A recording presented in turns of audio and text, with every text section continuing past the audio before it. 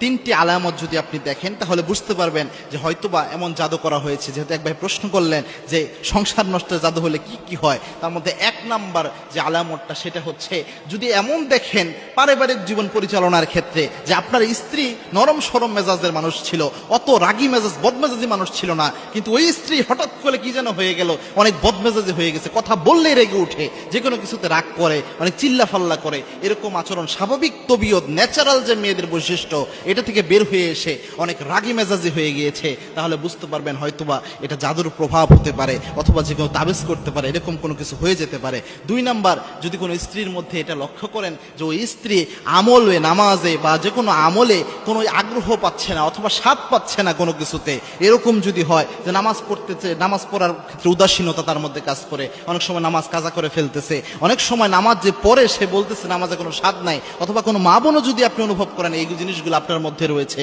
তাহলে বুঝতে পারবেন যে হতে পারে এটা একটা জাদুর প্রভাব। কারণ আলেমরা প্রেসক্রাইব করেন এটা জাদু হলে এই আলামতগুলো প্রকাশ পায়। তিন নাম্বার হচ্ছে যে যদি শরীরের মধ্যে অযথা কোনো ব্যথা দেখা দেয়, অর্থাৎ কোনো রোগ ব্যাধি নাই, আপনি চিকিৎসা করাচ্ছেন কোনো রোগ ব্যাধি বের হয় না, কিন্তু মাথা ব্যথা শরীর ব্যথা প্রায় সময় এটা দেখা দিচ্ছে, কিন্তু আপনি খুঁজে পাচ্ছেন না যে এরকম কোনো কিছু দেখা